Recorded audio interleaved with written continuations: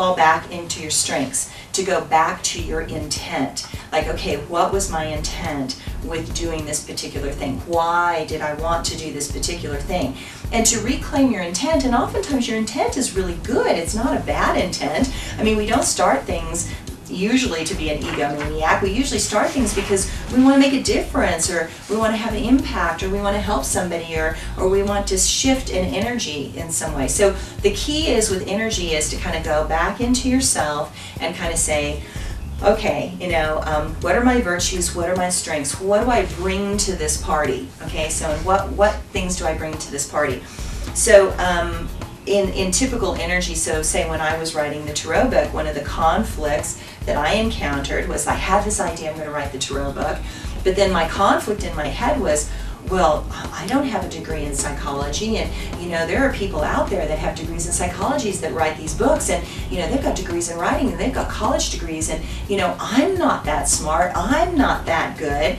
And what I did was I followed the tarot. I went back into my virtues and I said, okay, wait a second, what are my strengths? That people will be drawn to what I have to offer, and people will be drawn to those other books for what they have to offer, and everyone vibrates a little differently. So let me reclaim my virtues and strengths and go from there, because that's who I'm trying to connect to anyway. So my virtues and strengths are that, hey, I've used this for years and years and years. I've come up with a system that seems to be pretty easy to teach other people. I want to teach other people so that they can help figure themselves out, so they can reclaim themselves and know their authentic self. And so again, my intent wasn't to be the smartest, brightest bulb in the bunch. My intent was to be able to serve and help others open in a way that was simple and easy to understand. So then I don't need the degree for that, right? So then I kind of drop that judgment that I'm having related to that my energy is not good enough, okay? So when you look at this card now, you've got 3 wands with flowers at the top, and the color is orange, which is 2nd chakra, and 3rd chakra, which is the gold. And so we're dealing with expressing joy, expressing life force energy emotionally. So again, in order to have virtue, you need to know where you have joy. What's the thing that energetically really jazzes you? Where do you get really joyous and excited? I get really excited about tarot. And then how can I emotionally express that to you in a way that you understand that also helps you reclaim your virtues? So then what you've got is at the top you've got the symbol of the sun, and at the bottom you've got Aries.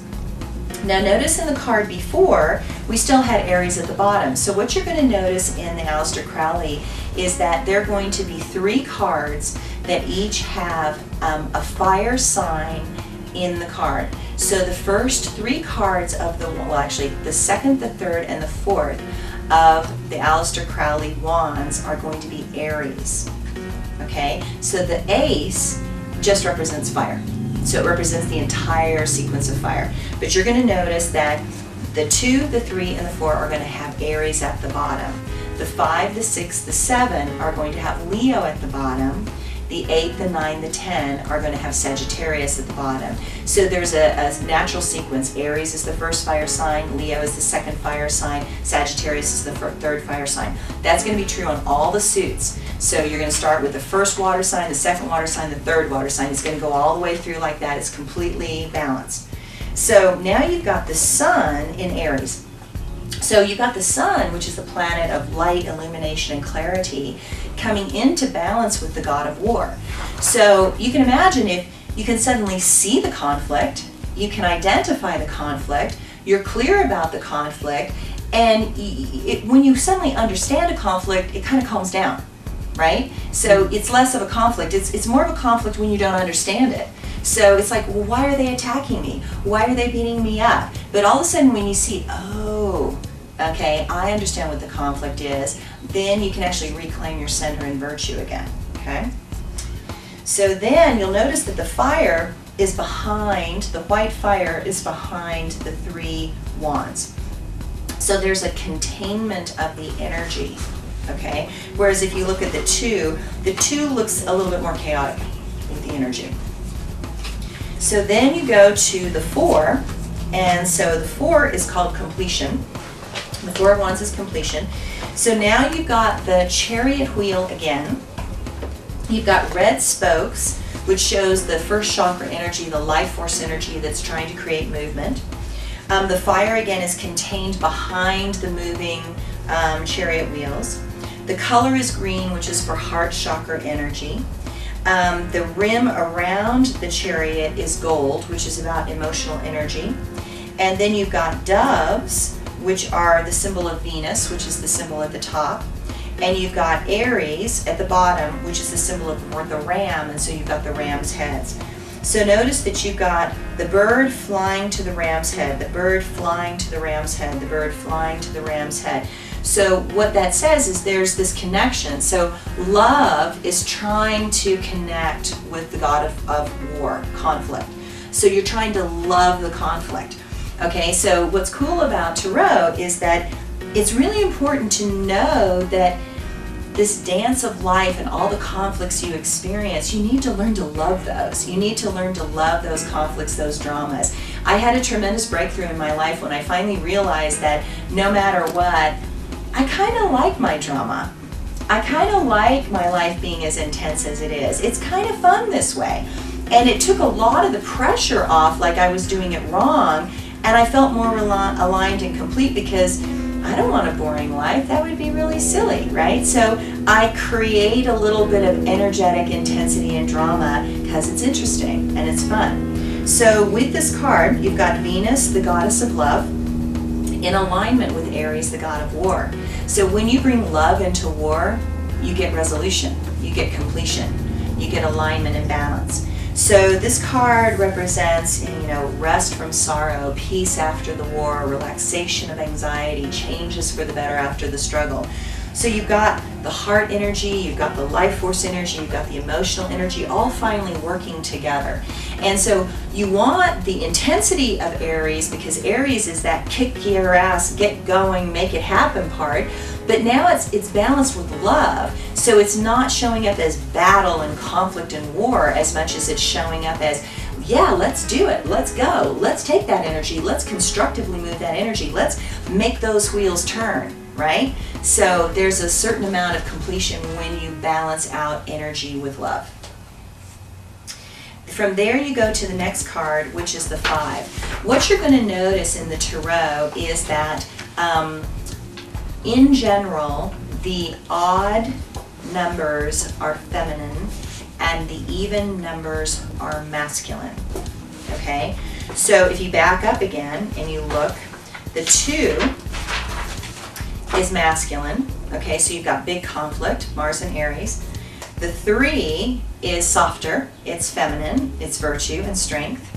The 4 is about completion, so it's again like, what do men like to do? They like to do things, they like to complete things, they like to align things, they like resolution. We want a finished result, we want an end product, right? That's a very masculine construct. And then you go to the 5, which is feminine.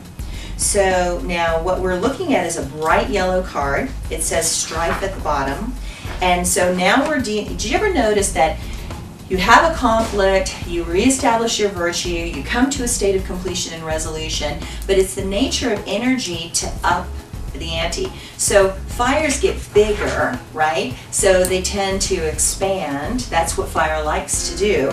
So what happens is just when you get a resolution, you're going to want to expand, and the moment you expand, you're going to hit the next obstacle. You're going to hit the next barrier. So whenever you get bigger and bigger energy, you're going to get more and more obstacles hitting you at different points.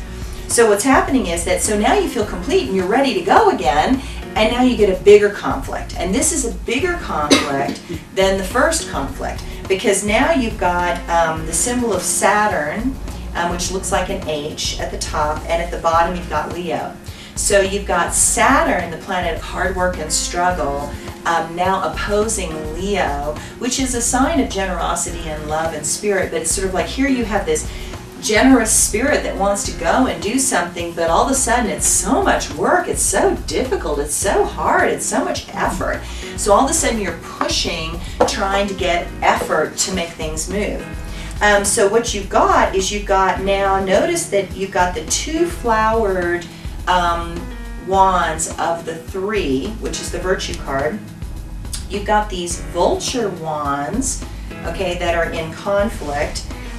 with this big giant wand with a caduceus, which is a big power mark. Okay, so now you've got this great big power wand opposing the other wands. So it's opposing 4 wands. So there's a power that be that says, nope, you know, I'm in charge and this is what we're going to do. So you can imagine that when a force comes in that says, I'm bigger, I'm smarter, I'm better, you don't know, I'm opposing you, it creates tremendous conflict and strife. So I like to think of this card as the Cold War. So Russia built a wall. They built a giant wall and they suppressed their power, suppressed the people. Well, that only works for so long, right? Okay, so at a certain point, the people tore down the wall, okay? But that wall was up for a period of time and it created a lot of conflict, a lot of stress. But it's the nature of energy to break things down over time. So it doesn't matter how powerful something is, it will eventually weaken. So yes, the Roman Empire lasted for hundreds of years, but it still fell apart. Just like in the United States, we've been a big power. At some point in the future, we'll probably fall apart just because it's the nature of power. So anything that's got a lot of power, it's going to break down at some point. But this card says there's the conflict now, and now somebody says, I'm the authority, you don't know, you're going to do it my way. And so this card represents strife and bickering and quarreling and fighting and competition and violence. So this card, if it shows up, depending on what's around it, you have to look to say, wow, is violence happening? Is somebody yelling and screaming? Is there a huge problem?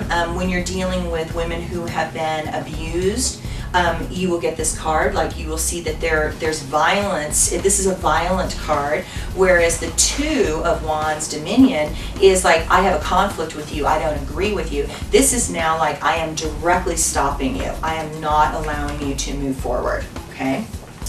So then you flip to the next card, which is the Victory card. So when you encounter a big opposition, you will find that there's a point where there has to be balance established again. So again, in the example of the Berlin Wall eventually came down, and that was an enormous victory because suddenly there was this balance of power between the government and the people. A balance started to happen. So now those caduceuses, those power wands, are in balance and in alignment with the other wands. So they're trying to work together. So when you look at this card, it's the color of the third eye again. It's an indigo color. It's a beautiful purple color. The fires are beautifully balanced. There is Jupiter at the top, which is that symbol that looks like a 4, and Leo at the bottom. And so Jupiter, the planet of expansion, money, and abundance, is in alignment with this generous spirit of Leo. And so there's an alignment, like things start to come together, and there's a huge victory when that happens. But kind of remember that the only way you get victory is because there was a strife beforehand. In the nature of energy, conflict will always create some sort of victory at some point, some sort of resolution. Now, it may not be what you think you're going for, but there's always some sort of victory at the end. So the American Revolution, there was a big conflict and a big battle before we had independence.